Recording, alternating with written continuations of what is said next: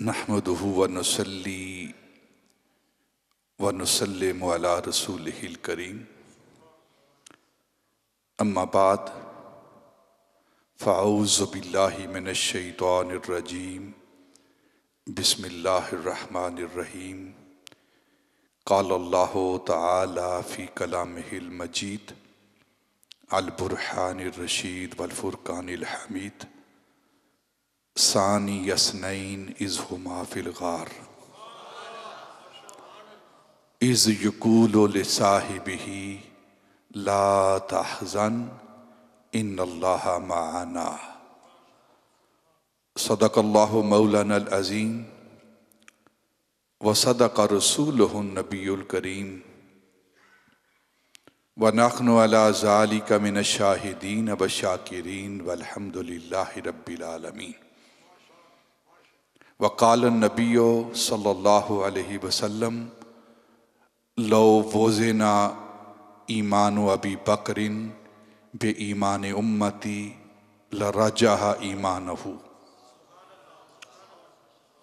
وقال اللہ تعالی فی مقام آخر ان اللہ وملائکتہ یصلون علی النبی یا ایہا الذین آمنوا صلوا علیہ وسلموا تسلیما۔ انتہائی معزز و محترم سامعین، ارباب اہل سنت، ادب خردگان نگاہ محبت،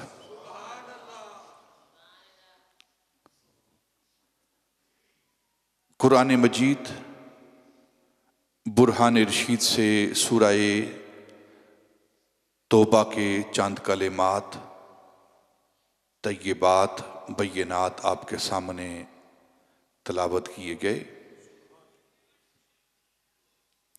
آج کا جمعۃ المبارک یہ ہدیہ ہے، یہ ارمغان نیاز ہے خلیفہ اول بلا فصل افضل البشر بعد الانبیاء افضل الخلق بعد الانبیاء پیکر صدق و صفا یار غار مصطفیٰ سیدنا ابوبکر صدیق کے ان اشکوں کے نام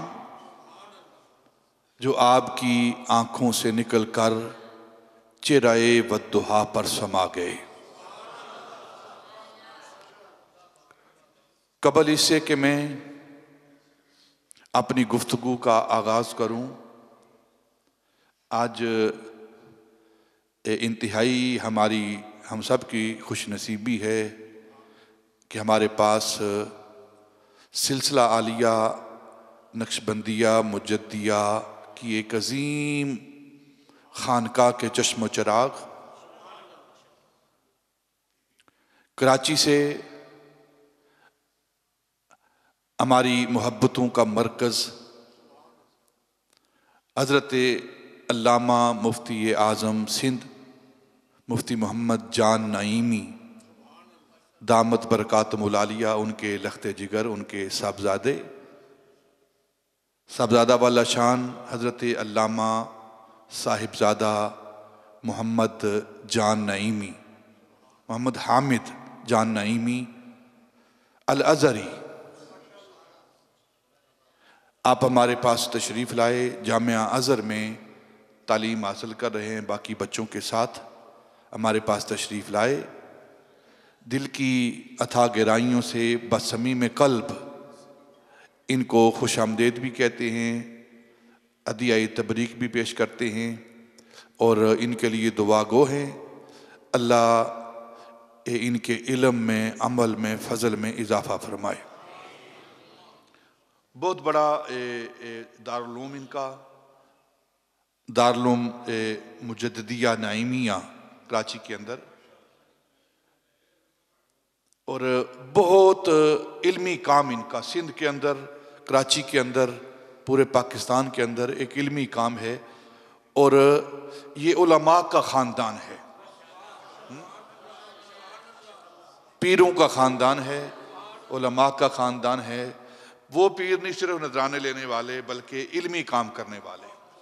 سارے بچے اس خاندان کے تعلیم حاصل کر رہے ہیں، حفظ کر رہے ہیں، قرات پڑھ رہے ہیں، اور پھر اعلیٰ سے اعلیٰ تعلیم حاصل کرنے کے لیے جامعۃ الازہر میں یہ تشریف فرما ہیں اور پڑھ رہے ہیں. پہلا سیمیسٹر ان کا جو انہوں نے 4 سال مکمل کیے ہیں، اور اس کے بعد اب ایم اے کی کلاسوں میں وہاں جامعہ ازہر کے اندر یہ پڑھ رہے ہیں. بحمدہ تعالیٰ ہمیں خوشی ہے کہ اللہ رب العزت نے ہمیں ایسے ایسے لوگ عطا کیے ہیں جو علم کے ساتھ محبت کرنے والے ہیں، اور پھر ان کی لائبریری دیکھنے والی ہے. ہاں، کراچی کے اندر ان کے بزرگوں کی، ان کے آستانے کی لائبریری دیکھنے والی ہے. اکثر پیر حضرات جو ہیں وہ پتہ نہیں کیا کیا بناتے ہیں، لیکن اصل پیر وہ ہوتا ہے جس کو علم کے ساتھ محبت ہو.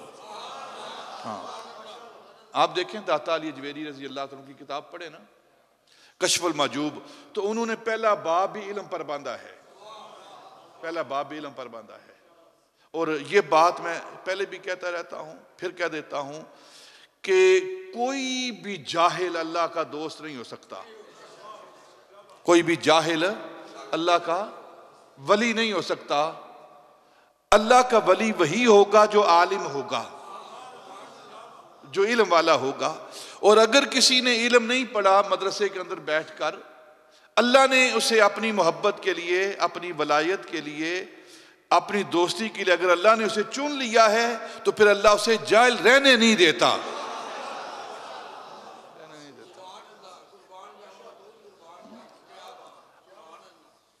اللہ تعالیٰ مفتی صاحب کو، ان کے والد گرامی کو صحت و عافیت والی زندگی عطا فرمائے، ان کا سایہ ہمارے سروں پر قائم و دائم فرمائے، اور ان بچوں کو اللہ تعالیٰ دین دنیا کی نعمتیں اور کامیابیاں عطا فرمائے. سورہ توبہ کے چند الفاظ میں نے آپ کے سامنے تلاوت کیے ہیں. گزشتہ جمعۃ المبارک میں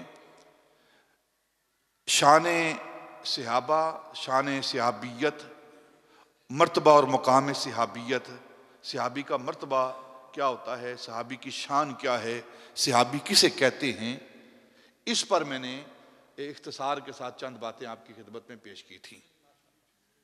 صحابی جو ہے وہ عمل سے نہیں بنتا، صحابی عمل سے نہیں بنتا، صحابی زیارت سے بنتا ہے.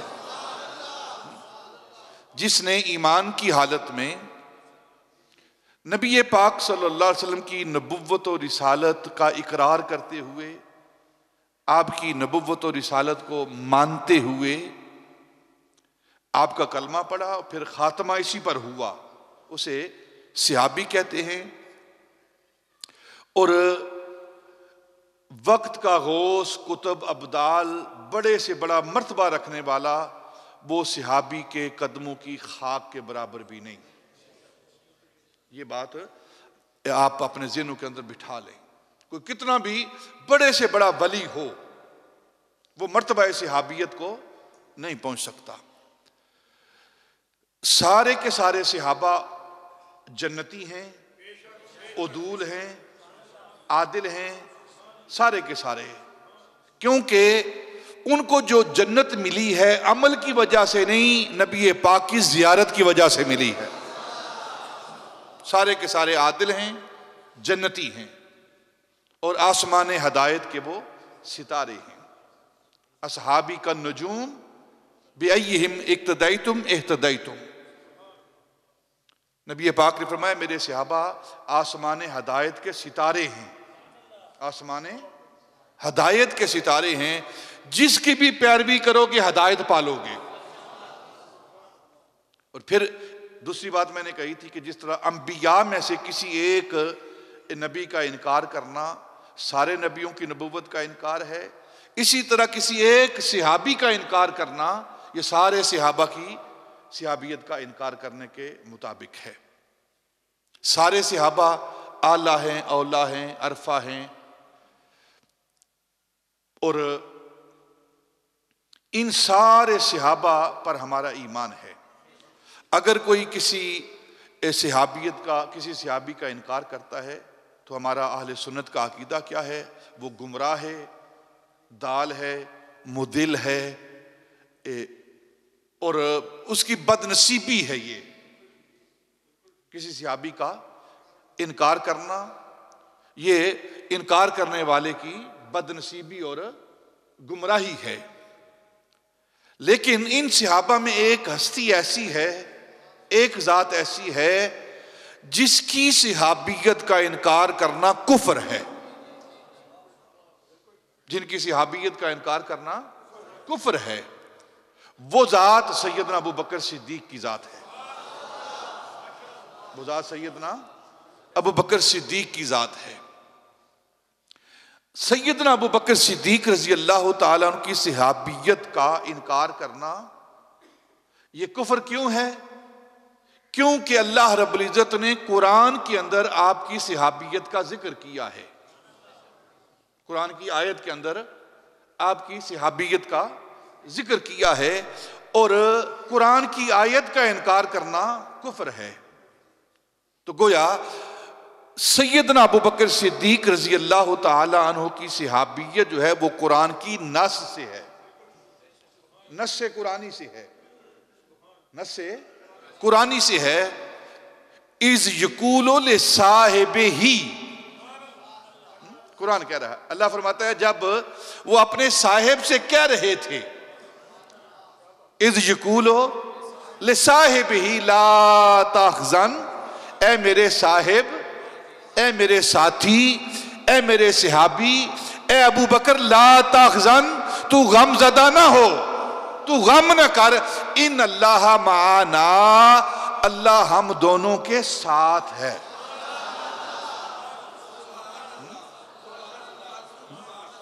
ان اللہ معنا، تثنیہ کا صیغہ، معنا تثنیہ، اللہ ہم دونوں کے ساتھ ہے.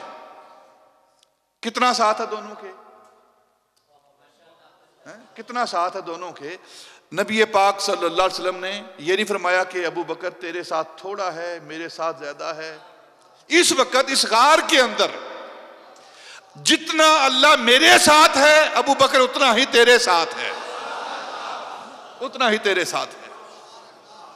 لا تحزن ان اللہ معنا، ہم دونوں کے ساتھ ہے. جتنا آج اللہ مجھ محمد کے ساتھ ہے، اتنا ہی ابو بکر تیرے ساتھ ہے. جتنی معیت اللہ کی مجھے حاصل ہے اس وقت، اتنی ہی معیت تجھے حاصل ہے.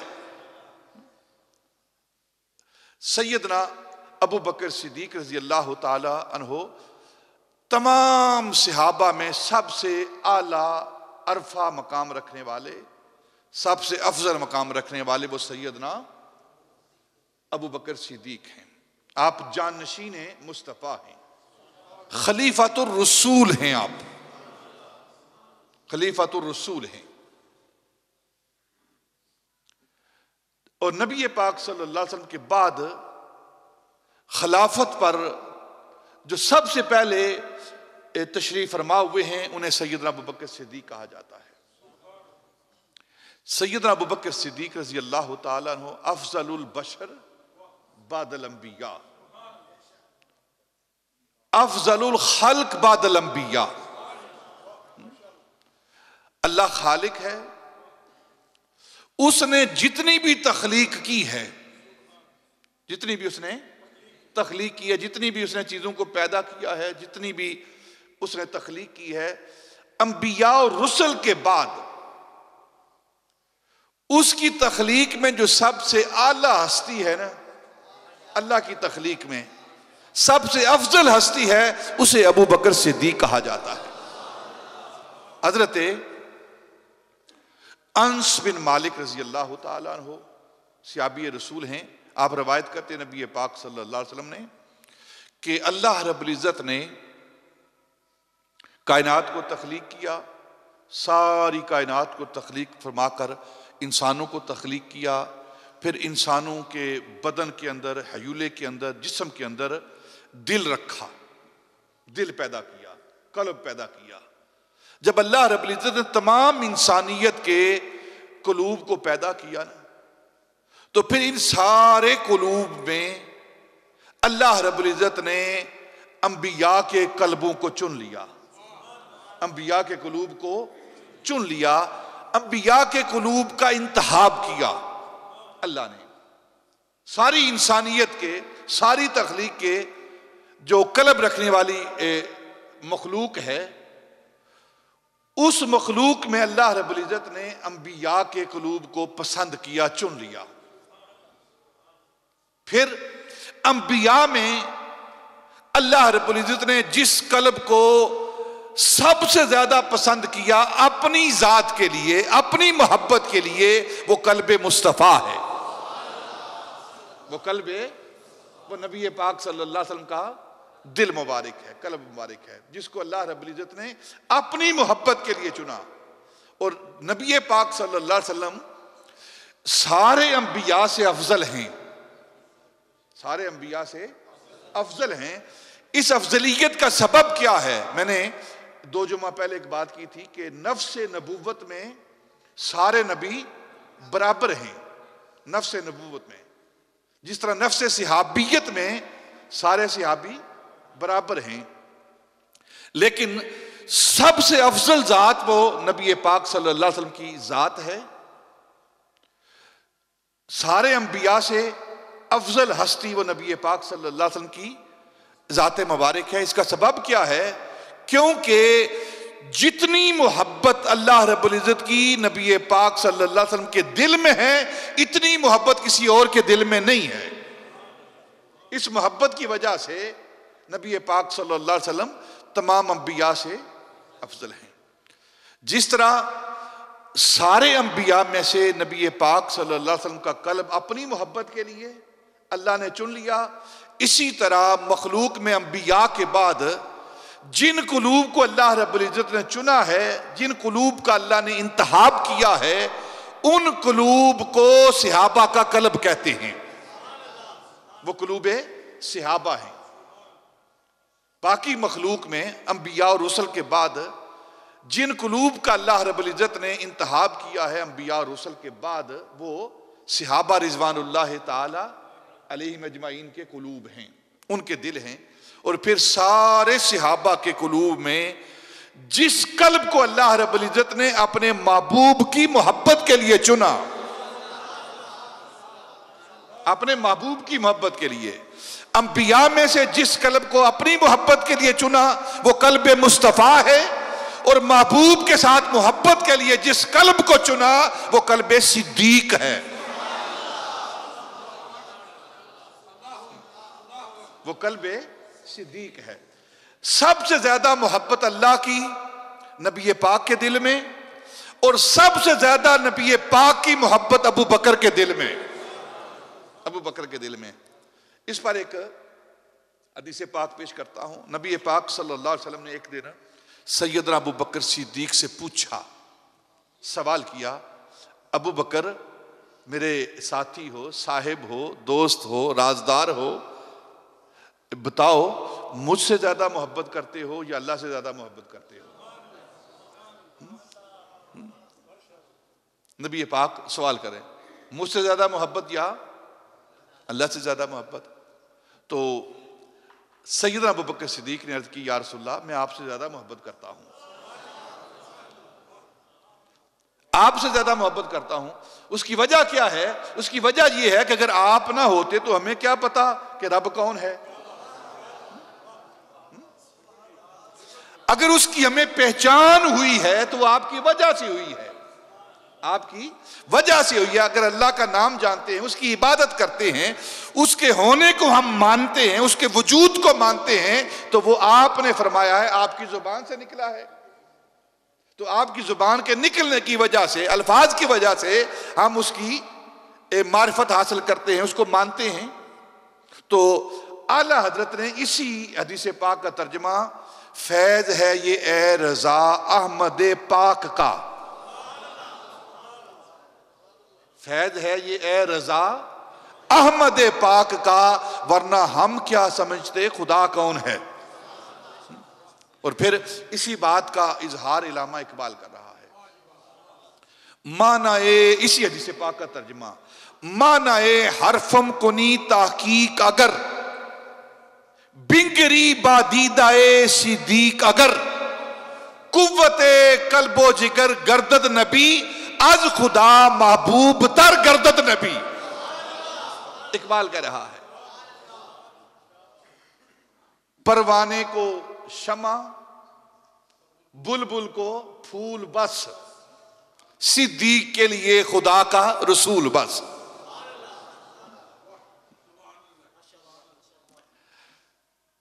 اور پھر قرآن پاک کے اندر اللہ رب العزت اسی ترتیب کو بیان کر رہا ہے. انعم اللہ علیہم من النبیین والصدیقین والشہداء والصالحین وحسن اولئک رفیقا. اللہ رب العزت نے اپنے محبوب کی محبت کے لیے جس دل کا انتخاب کیا ہے نا، اور جس دل کے اندر سب سے زیادہ محبت نبی پاک کی ہے، وہ سیدنا ابوبکر کا دل ہے، آپ کا قلب مبارک ہے. اور ایمان جو ہے نا، ایمان اس کا مسکن، اس کا معدن وہ قلب ہے. ایمان کہاں ٹھہرتا ہے؟ دل کے اندر. ایمان کا مسکن جو ہے وہ قلب ہے، انسان کا قلب ہے. اور ایمان کیا ہے؟ ایمان نبی پاک صلی اللہ علیہ وسلم کی محبت کا نام ہے. ایمان نبی پاک کی، لا یؤمن احدکم حتی اکون احب الیہ من والدہ و ولدہ والناس اجمعین. تم میں سے کوئی شخص اس وقت تک مومن نہیں ہو سکتا جب تک وہ میری ذات کے ساتھ اپنی ذات سے زیادہ، اپنی اولاد سے زیادہ، اپنے مال جان سے زیادہ، ساری کائنات سے زیادہ اگر وہ مجھ سے محبت نہیں کرتا تو اس کا ایمان مکمل نہیں ہے. یہ نبی پاک فرما رہے ہیں. اور نبی پاک فرمایا لو وزن ایمان ابی بکرین بے ایمان امتی، اگر ترازو کے پلڑے کے اندر ایک پلڑے میں ابو بکر کا ایمان رکھا جائے اور دوسرے پلڑے میں ساری امت کا ایمان رکھا جائے، ساری امت کا ایمان رکھا جائے. ترازو کے اندر دو پلڑے ہیں نا، اس کے ایک پلڑے کے اندر سیدنا ابو بکر کا ایمان رکھا جائے اور نبی پاک فرما رہے ہیں، اور دوسرے پلڑے میں ساری امت کا ایمان رکھا جائے، لرجع ایمانہ، تو ابو بکر کے ایمان کا پلڑا بھاری ہوگا. ابو بکر کے ایمان کا پلڑا بھاری ہوگا. یہ ایمان کیا ہے؟ یہ نبی پاک کی محبت ہے. تو ساری کائنات کی محبت ایک طرف، اور جو محبت سیدنا ابو بکر کو ملی ہے نبی پاک کی ذات کے ساتھ وہ ایک طرف، ابو بکر کی محبت سب سے زیادہ محبت ہے. کیوں؟ اس لیے کہ اللہ نے دل ہی وہ انتخاب کیا ہے جس دل کے اندر سب سے زیادہ محبت تھی. اور اللہ سے زیادہ جاننے والا کون ہے؟ خود اللہ رب العزت اس بات کا اظہار کر رہا ہے. فَعَلِمَ مَا فِي قُلُوبِهِمْ. یہ جو بیت رضوان، لَقَدْ رَضِيَ اللَّهُ عَنِ الْمُؤْمِنِينَ إِذْ يُبَايِعُونَكَ تَحْتَ الشَّجَرَةِ فَعَلِمَ مَا فِي قُلُوبِهِمْ. اللہ کہتا ہے محبوب کے ہاتھ پر جو بیعت کر رہے تھے، محبوب میں نے ان کے دلوں کو دیکھا ہے، ان کے دلوں کو ٹٹولا ہے، ان کے دلوں کو پرکھا ہے. اللہ کہہ رہا ہے میں نے ان کے دل جان لیے ہیں. ان سارے صحابہ کے دلوں کے اندر آپ کی محبت کے سوا، آپ کے عشق کے سوا، آپ کی ذات پر مر مٹنے کے سوا اور کوئی جذبہ نہیں. اور سب سے زیادہ جس دل کے اندر محبوب تیری محبت ہے وہ دل ابو بکر کا دل ہے، وہ ابو بکر کا دل ہے. دیکھیں ایک مرتبہ نبی پاک صلی اللہ علیہ وسلم تشریف فرما ہے اور صحابہ بیٹھے ہوئے ہیں، مجلس لگی ہوئی ہے. تو نبی پاک صلی اللہ علیہ وسلم لمبے لمبے سانس لے رہے ہیں اور صحابہ سے کہہ رہے ہیں صحابہ کہیں سے کسی چمڑے کی، کسی چربی کے ٹکڑے کی، کسی گوشت کے لوتھڑے کی جلنے کی بو آ رہی ہے، کوئی چیز جل رہی ہے. دیکھو صحابہ رضوان اللہ تعالی علیہم اجمعین اٹھے، مسجد نبی کے ارد گرد گھوم کر آئے، دیکھ کر آئے، کوئی شے نہیں جل رہی تھی. یا رسول اللہ ہم نے دیکھا ہے کوئی شے نہیں جل رہی. فرمایا مجھے کسی شے کے جلنے کی بو آ رہی ہے. تو پاس سیدنا ابو بکر حاضر ہیں نبی پاک کی بارگاہ میں. عرض کی یا رسول اللہ باہر کوئی شے نہیں جل رہی, آپ کے پاس بیٹھا ابو بکر آپ کا غلام, ابو بکر کا دل آپ کی محبت میں جل رہا ہے. یہ وہ سیدنا ابو بکر صدیق ہیں. ان کا مرتبہ اور مقام کیا ہے؟ افضل البشر بعد الانبیاء. حضرت شاہ عبدالعزیز محدث دہلوی اس امت کے عظیم محدث, عظیم مفسر, عظیم اللہ کے بندے اور ولی ہوئے ہیں, اور یہ وہ خاندان ہے بر صغیر پاک و ہند کے اندر حدیث کی تعلیم کو عام کرنے والا یہ خاندان ہے. حضرت شاہ عبدالعزیز محدث دہلوی کا خاندان, حضرت شیخ عبدالحق محدث دہلوی کا خاندان, شاہ ولی اللہ محدث دہلوی کا, یہ وہ خاندان ہے سارا جنہوں نے بر صغیر پاک و ہند کے اندر نبی پاک صلی اللہ علیہ وسلم کے حدیث پاک کے علم کو عام کیا ہے, خدمات دی ہیں. حضرت شاہ عبدالعزیز محدث دہلوی رحمت اللہ تعالی علیہ فرماتے ہیں کہ نبی پاک اور ابو بکر صدیق کا معاملہ کیا ہے؟ یہ دونوں چراغ کی طرح ہیں. یہ دو چراغ ہیں, چراغ, ان دونوں کی ذاتیں چراغ کی مانند ہیں. دونوں یہ چراغ ہیں, سیدنا ابو بکر اور سیدنا محمد مصطفیٰ ہمارے آقا مولا, یہ دونوں چراغ ہیں. فرق کیا ہے دونوں کے اندر؟ فرق یہ ہے کہ ایک چراغ جل رہا ہے, روشنی دے رہا ہے, اور دوسرے چراغ کے اندر ساری صلاحیتیں موجود ہیں. ساری صلاحیتیں موجود ہیں. فرق کیا ہے؟ فرق اتنا ہے کہ ایک چراغ جل رہا ہے اور دوسرا چراغ جل نہیں رہا, وہ اپنی جگہ پر موجود ہے. وہ جو چراغ جل رہا ہے اس چراغ کے اندر وہ تیل بھی ہے, بتی بھی ہے, اور وہ بتی بھی جل رہی ہے, اس سے نور اور روشنی نکل رہی ہے. وہ چراغ مصطفیٰ ہے, وہ چراغ مصطفیٰ ہے. اور دوسرا چراغ ابو بکر کا ہے, اس کے اندر تیل بھی ہے, بتی بھی ہے, بس روشنی اس کو آگ نہیں لگائی گئی. صلاحیتیں ساری موجود ہیں. جس طرح نبی پاک نے فرمایا کہ میرے بعد اگر کوئی نبی ہوتا تو وہ عمر ہوتا, میرے بعد اگر کوئی نبی ہوتا تو عمر ہوتا. تو کیا مطلب ہے اس بات کا؟ کہ جتنی بھی خصوصیات نبی کی ہوتی ہیں وہ ساری کی ساری خصوصیات عمر کے اندر موجود ہیں, عمر کے اندر موجود ہیں.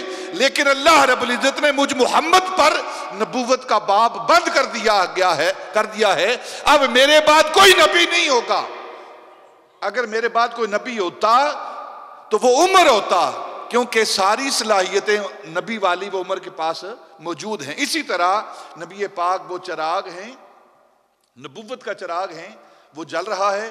اور سیدنا ابو بکر صدیق کی ذات وہ ذات جس کے اندر ساری صلاحیتیں موجود ہیں, لیکن نبی پاک کے بعد نبوت کا باب بند ہے, کوئی نبی دوسرا نہیں آ سکتا. اور پھر حضرت امام ربانی, قندیل نورانی, رمز حقانی, سر یزدانی, آیت من آیات ربانی. آپ فرماتے ہیں ان دونوں کا مرتبہ اور مقام کیا ہے؟ نبوت اور صدیقیت کا مرتبہ اور مقام کیا ہے؟ ان کی شان کیا ہے؟ آپ کہتے ہیں ان کی مثال ایک گھر کی مانند ہے. ایک ہی گھر میں رہنے والے یہ دونوں ہیں. فرق اتنا ہے کہ ایک بلائی منزل پہ رہتا ہے اور ایک نچلی منزل پہ رہنے والا ہے. ایک اوپر والی منزل پہ, گھر ایک ہی ہے دونوں کا, گھر ایک ہی ہے دونوں کا. ابو بکر اور نبی پاک کا گھر ایک ہی ہے دونوں کا. ایک کی بلائی منزل, اوپر والی منزل, فوق والی منزل, اور دوسری تحت والی, نیچے والی منزل. جو فوق والی منزل ہے, اوپر والی منزل ہے, وہ نبی پاک کی ہے. اور جو نبوت کے بعد والی منزل ہے وہ صدیقیت کی منزل ہے. اور اسی منزل کا ذکر اللہ رب العزت قرآن پاک کے اندر ارشاد کر رہا ہے, انعم اللہ علیہم من النبیین والصدیقین والشہداء والصالحین وحسن اولئک رفیقا. نبوت کے بعد اگر کوئی مرتبہ اور مقام ہے تو وہ صدیقیت کا مرتبہ اور مقام ہے. اور اس صدیقیت کے مرتبے کے حامل وہ سیدنا ابو بکر صدیق رضی اللہ تعالیٰ عنہ کی ذات و برکات. پھر سیدنا ابو بکر صدیق رضی اللہ تعالیٰ عنہ کو جو مرتبہ ہے تمام مخلوق کے اندر، اہل سنت کا جو عقیدہ ہے، انبیاء اور رسل کے بعد تمام صحابہ سے افضل، سارے صحابہ کا اعلیٰ و عرفہ مقام ہے. جس طرح اللہ رب العزت نے تلک الرسل فضلنا بعضهم علی بعض، بعض انبیاء کو بعض پر فضیلت دی ہے. میں نے پچھلے جمعۃ المبارک میں ایک بات کی تھی کہ قرآن کا جو اسلوب ہے، اللہ رب العزت کا جو طریقہ ہے، وہ افضلیت کی بات کرتا ہے، ادنا ہونے کی بات نہیں کرتا، ادنا ہونے کا ذکر نہیں کرتا کہ فلاں فلاں سے ادنا ہے، یہ نہیں کرتا. یہ طریقہ نہیں ہے، رحمانی طریقہ نہیں ہے، یہ اللہ کا طریقہ نہیں کہ وہ کسی کو ادنا کرے. یہ شیطان کا طریقہ ہے کہ فلاں فلاں سے ادنا ہے. ہم یہ نہیں کہتے فلاں صحابی فلاں سے ادنا ہے، ہم یہ نہیں کہتے، ہم یہ کہتے ہیں فلاں صحابی فلاں سے اعلیٰ ہے، افضل ہے. ادنا کی بات نہیں کرتے. یہ شیطان کا طریقہ ہے کہ ایک کو کہہ کر پھر دوسرے کو ادنا کہے، یہ ادنا ہے، یہ ادنا ہے، یہ ادنا ہے، نہ.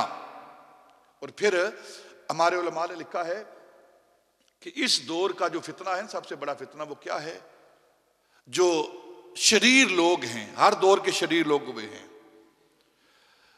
دو طرح کے شریر لوگ ہیں، شرارتی لوگ ہیں، جن کی وجہ سے ملک کے اندر، امت کے اندر، اسلام کے اندر فساد ہے. وہ دو طرح کے لوگ کون ہیں؟ اور یہ قول حضرت عبداللہ بن عمر کا قول ہے جو پہلا پیش کر رہا ہوں میں، بخاری شریف کے اندر موجود ہے.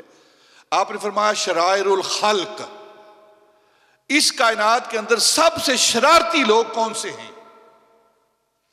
شرائر الخلق، سب سے شریر لوگ، شر پھیلانے والے، اور سب سے بڑا جرم ہے شر پھیلانا. یہ کون لوگ ہیں؟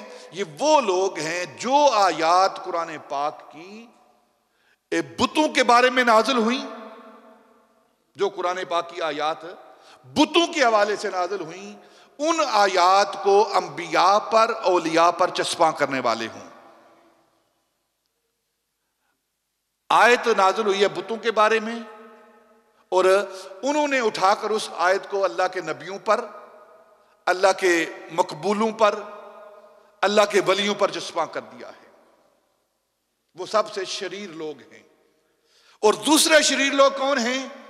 وہ آیات جو منافقین کے لیے نازل ہوئی ہیں، منافقین کے لیے نازل ہوئی ہیں، ان آیات کو صحابہ پر چسپاں کر دیا جاتا ہے. وہ سب سے شریر لوگ ہیں. وہ جانتے ہیں آپ کون ہیں؟ وہ جو بتوں والی آیات انبیاء پر چسپاں کرتے ہیں، آپ ان کو بھی جانتے ہیں. اور جو منافقین کی پر آنے والی آیات، ان کے بارے میں نازل ہونے والی آیات وہ صحابہ پر چسپاں کرتے ہیں، آپ ان کو بھی جانتے ہیں. یہ دونوں شریر ہیں. جو آیات بتوں کے بارے میں نازل ہوئیں اور جو آیات منافقین کے بارے میں نازل ہوئیں، ہم ان کو منافقین اور بتوں پر چسپاں کرتے ہیں. اور جو آیات انبیاء کی شان میں نازل ہوئی اور جو آیات صحابہ کی شان میں نازل ہوئیں، ہم ان کو صحابہ کے ساتھ رکھتے ہیں. رضی اللہ عنہم ورضوا عنہ، یہ صحابہ کے بارے میں نازل ہوئی ہیں.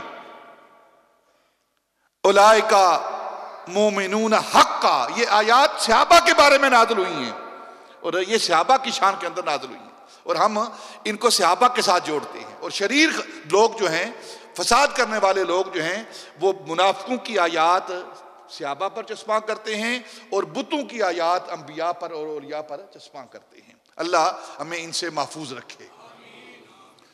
سیدنا ابو بکر صدیق رضی اللہ تعالیٰ عنہ کی صحابیت کے حوالے سے میں نے چند باتیں عرض کی ہیں کہ آپ کی صحابیت کا انکار ایک کفر ہے. اور پھر جیسا مرتبہ صحابیت کا آپ کو ملا ہے کسی اور کو نہیں ملا. جیسا مرتبہ صحابیت کا آپ کو ملا ہے.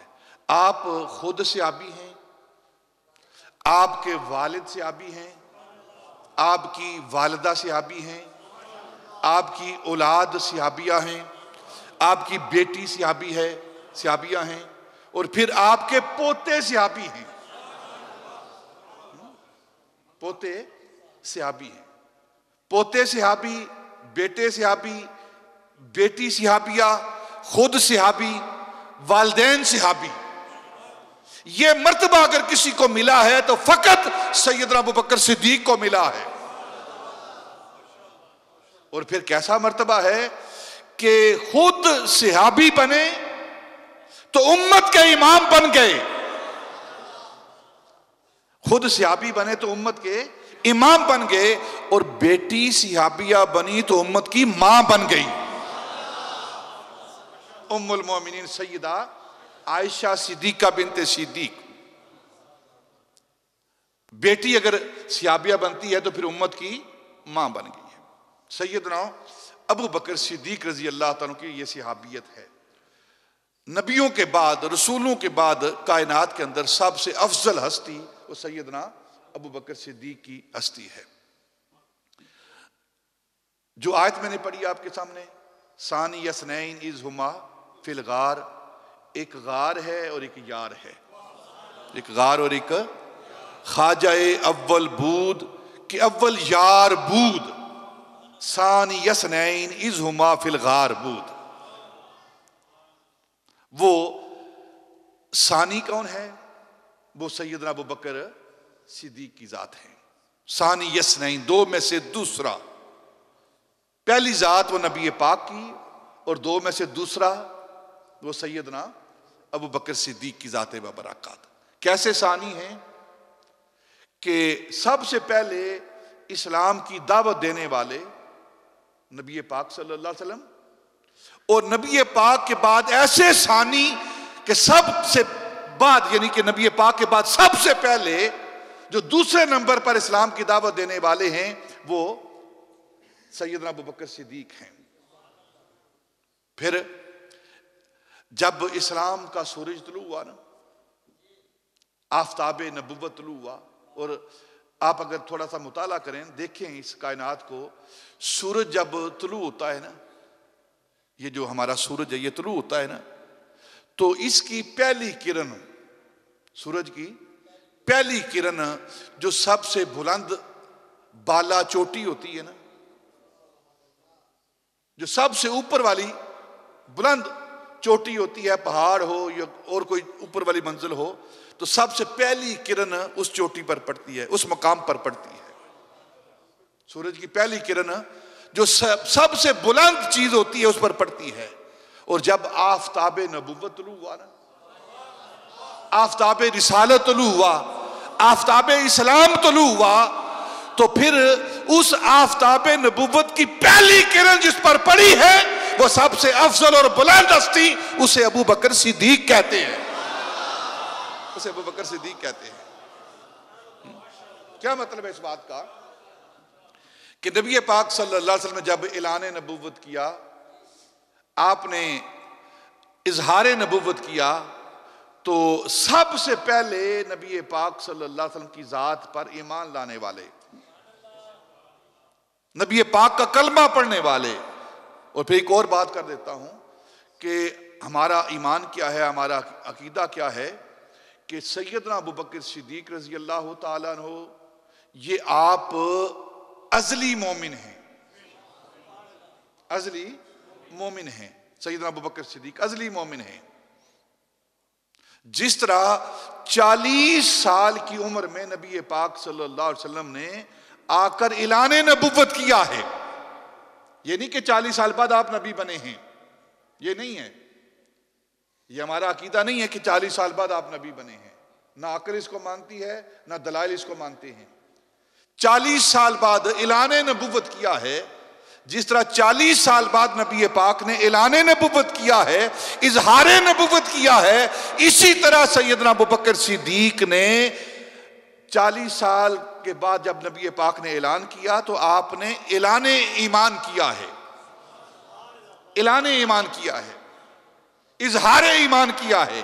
آپ جس طرح نبی پاک ازلی نبی ہیں، اسی طرح ابو بکر صدیق ازلی مومن ہیں.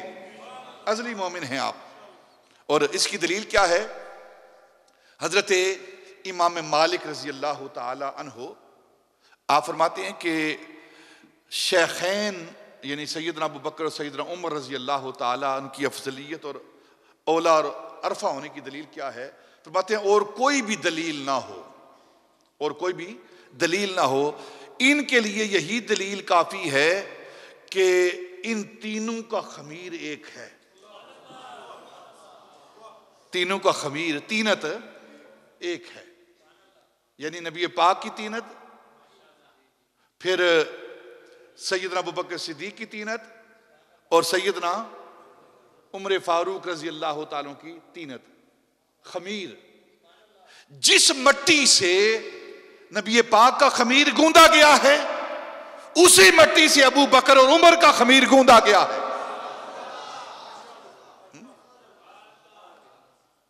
کیا مقدر ہیں صدیق و فاروق کے، جن کا گھر رحمتوں کے خزینے میں ہے. اور ایسا خمیر گوندا گیا ہے کہ آج بھی وہ نبی پاک صلی اللہ علیہ وسلم کے ساتھ اسی گنبد خضرا کے اندر آرام فرما ہے، لیٹے ہوئے ہیں، وہاں لیٹے ہوئے ہیں. سیدنا ابو بکر صدیق رضی اللہ تعالیٰ عنہ کی ذات ببرکات، آپ صاحب رسول ہیں، صحابی رسول ہیں، اور آپ کی صحابیت قرآن کی نص سے ثابت ہے. اذ یقول لصاحبہ، یہ غار، وہ غار کون سا ہے؟ اسے غار سور کہتے ہیں. مکہ کے اندر وہ غار موجود ہے، اللہ ہم سب کو اس کی زیارت کروائے. جب کفار مکہ نے نبی پاک صلی اللہ علیہ وسلم اور صحابہ پر ظلم و ستم کی اخیر کر دی نا، پھر بھی ان کا جی نہیں بھرا، تو پھر ایک دن انہوں نے میٹنگ بلا کے نا ایک میٹنگ کی اور فیصلے کیے کہ ہم نے اسلام اور بانی اسلام کو کس طرح ختم کرنا ہے، نبی پاک صلی اللہ علیہ وسلم کو کس طرح ختم کرنا ہے معاذ اللہ، اور اسلام کا کس طرح نام مٹانا ہے. تو انہوں نے میٹنگ کی اور مختلف تجاویز اس کے اندر دی گئیں.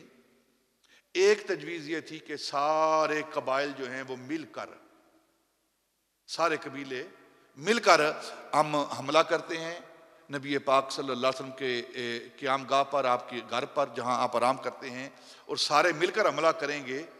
تو ہم مل کر جب حملہ کریں گے تو کسی ایک پر الزام نہیں آئے گا، کسی ایک کو قصاص نہیں دینا پڑے گا، کسی ایک کو دشمنی نہیں لینی پڑے گی. تو جب سب پر یہ دشمنی آئے گی تو سب مل کر مقابلہ کریں گے، اور اگر قصاص دینا پڑا تو پھر ہم سب مل کر قصاص دیں گے. یہ فیصلہ ہوا. شیطان نے اس کی تائید کی. وہ شیخ نجدی کے لباس میں، پورا واقعہ موجود ہے تاریخی کتابوں، شیخ نجدی کے لباس میں شیطان اس وقت وہاں داخل ہوا اور اس نے کہا یہ بات سب سے زیادہ بہتر ہے. تو رات کو انہوں نے یہ منصوبہ کیا کہ ہم رات کو حملہ کریں گے. رات کو جس مقام پر، جس گھر میں نبی پاک آرام فرما تھے، اس کے ارد گرد ان کفار نے گھیرا ڈال دیا. اللہ رب العزت نے جبریل امین کو بھیجا، جبریل جاؤ میرے محبوب کی بارگاہ میں اور جا کر عرض کرو کہ انہوں نے آپ کے قتل کا منصوبہ بنا رکھا ہے اور ہم نے آپ کی حفاظت کا منصوبہ بنا رکھا ہے.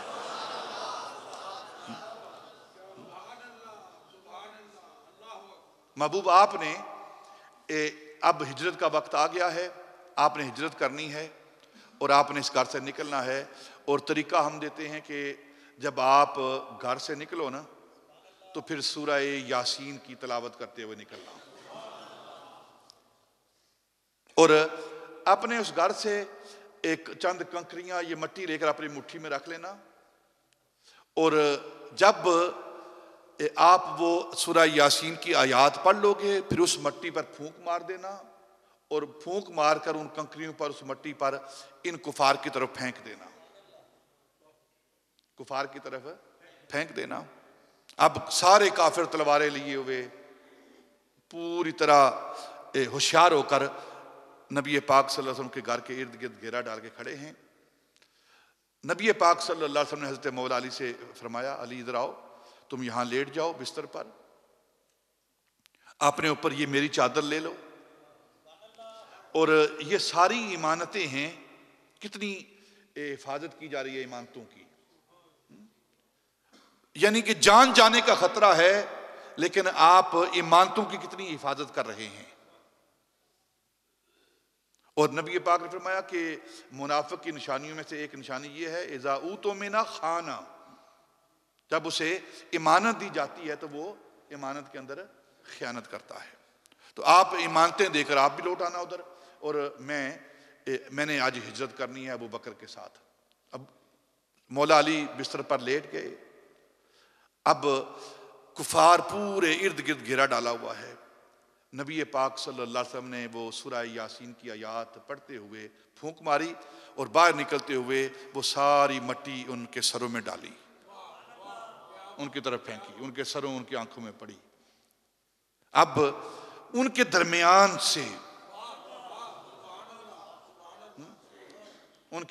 درمیان سے نبی پاک صلی اللہ علیہ وسلم گزر کر نکلے۔ وہ موجود تھے، نبی پاک بھی موجود تھے، وہ کفار بھی حاضر تھے، نبی پاک بھی حاضر تھے، لیکن نبی پاک صلی اللہ علیہ وسلم انہیں نظر نہیں آ رہے تھے۔ حاضر ناظر تھے نبی پاک وہاں، لیکن انہیں نظر نہیں آ رہے تھے۔ نظر آ رہے تھے تو مولا علی کو نظر آ رہے تھے، نظر آ رہے تھے ابو بکر کو نظر آ رہے تھے، لیکن ان کفار کو نظر نہیں آ رہے تھے۔ نہ ہمارا نبی آج بھی حاضر و ناظر ہے، آج بھی حاضر و ناظر ہے۔ وہ کل بھی کفار کو نظر نہیں آتے تھے، آج بھی ان کی نسل کو نظر نہیں آ رہے۔ وہ کل بھی ابو بکر کو نظر آتے تھے، مولا علی کو نظر آتے تھے، اور آج بھی مولا علی کے غلاموں کو نظر آ رہے ہیں۔ وہ نبی پاک صلی اللہ علیہ وسلم اپنے گھر سے نکلے، سیدھے سیدنا ابو بکر صدیق کے گھر میں، سیدنا ابو بکر کے صدیق ان کے گھر میں۔ یہ مسفلہ جو محلہ ہے نا، باب عبدالعزیز سے آپ باب فاہ سے باہر نکلیں تو مسفلہ جو ہے، اس مسفلے کے اندر سیدنا ابو بکر صدیق کا گھر مبارک تھا۔ وہاں پھر بعد میں مسجد بنی، پھر مسجد کو گرا کے پتہ نہیں آج کل کیا وہاں بنا ہوا ہے۔ تو یہ وہ گھر تھا، وہاں نبی پاک تشریف لائے اور سیدنا ابو بکر صدیق رضی اللہ تعالیٰ عنہ کے گھر آئے تو کہا چلو چلتے ہیں۔ سیدنا ابو بکر صدیق نے یہ نہیں پوچھا کہاں جانا ہے، نہ یہ نہیں پوچھا، چلو چلتے ہیں۔ ایک بات اگر ساری آپ تاریخ پڑھ لینا، ہر ایک شخص نے نبی پاک صلی اللہ علیہ وسلم سے سوال کیا ہے، آپ کی رائے کے بارے میں جانا ہے، پوچھا ہے۔ ایک واحد ہستی ہے سیدنا ابو بکر صدیق کی، جو نبی پاک نے فرمایا نا، سیدنا ابو بکر صدیق نے کہا یا رسول اللہ چلو کرتے ہیں۔ یہ نہیں پوچھا کیوں کرنا ہے، کہاں جانا ہے، کیا معاملہ ہے، کیوں خرچ کرنا ہے، نہ۔ آپ نے فرمایا مال، عرض کی یا رسول اللہ سب کچھ حاضر ہے۔ فرمایا سفر پہ جانا ہے، یا رسول اللہ بالکل تیار ہوں۔ کہا ابو بکر جان دینی ہے، یا رسول اللہ ایک جان، ابو بکر کی ہزاروں جانوں ہوں تو آپ کے قدموں پر قربان ہیں۔ 40,000 دینار، 40,000 دینار اس وقت نبی پاک صلی اللہ علیہ وسلم کے اس غلام کی پاکٹ منی تھی، اثاثہ نہیں تھا، اثاثہ نہیں، جو صرف جیب خرچ تھا اتنا تھا ان کے پاس۔ جو مکے کا چیمبر آف کامرس تھا نا، اس کا پریزیڈنٹ ابو بکر تھا، سارے تاجروں کا سردار ابو بکر تھا، جس کی تجارت شام کے علاقوں تک پھیلی ہوئی تھی، وہ سیدنا ابو بکر صدیق کی ذات تھی۔ اور وہاں سے چل دیے، اب گھر سے نکلے تو غار سور کی طرف جا رہے ہیں، تھوڑا سفر طے کیا۔ یہ ذہانت دیکھے سیدنا ابو بکر صدیق کی، تھوڑا سفر طے کیا نا، پتہ تھا پیچھے کفار نے آنا ہے، انہیں ہمارے پیچھے ہماری تلاش جاری رکھنی ہے۔ تھوڑا سا چل کے نا جب پہاڑ کے قریب پہنچے نا تو سیدنا ابو بکر صدیق نے نبی پاک کو اپنے کندھوں پہ اٹھایا، کندھوں پہ اٹھایا۔ اب جب گھر سے نکلے تھے 2 تھے، قدم 4 تھے، قدم 4 تھے، یہ ذہانت ہے سیدنا ابوبکر صدیق کی، یہ علم ہے سیدنا ابوبکر صدیق کا. ان کو کندھوں پر اٹھا لیا تاکہ انہیں پتہ چلے کہ وہ دو ہیں، قدم چار ہوں گے، یہاں تو دو کے قدم ہیں، کسی اور کے قدم ہوں گے. یہ تو کندھوں پر اٹھا لیا تاکہ وہ ہمارے پیچھے نہ آ سکے. اور پھر نبی پاک صلی اللہ علیہ وسلم سیدنا ابوبکر کے کندھوں پر سوار ہوئے، اپنے قدم ابوبکر کے کندھوں پر رکھ دیے، اپنا جسم ابوبکر کے کندھوں میں رکھ دیا، اس بات کی طرف اشارہ کر کے کہ لوگوں ابوبکر سے اختلاف نہ کرنا، میں اپنے قدم ابوبکر کے کندھوں پر رکھ رہا ہوں، اور جو ابوبکر کے قدم ہیں وہ محمد کے قدم ہیں، وہی محمد کا قدم ہیں، وہی محمد کے قدم ہیں جو ابوبکر کے قدم ہیں. میں نے اپنے قدموں کو اٹھا لیا ہے اور اپنے قدم ابوبکر کے قدموں پر رکھ دیے ہیں تاکہ لوگ اختلاف نہ کریں ابوبکر سے اختلاف نہ کریں. جو مجھ محمد کا راستہ ہے وہی ابوبکر کا راستہ ہے، جو مجھ محمد کے قدم ہیں وہی ابوبکر کے قدم ہیں.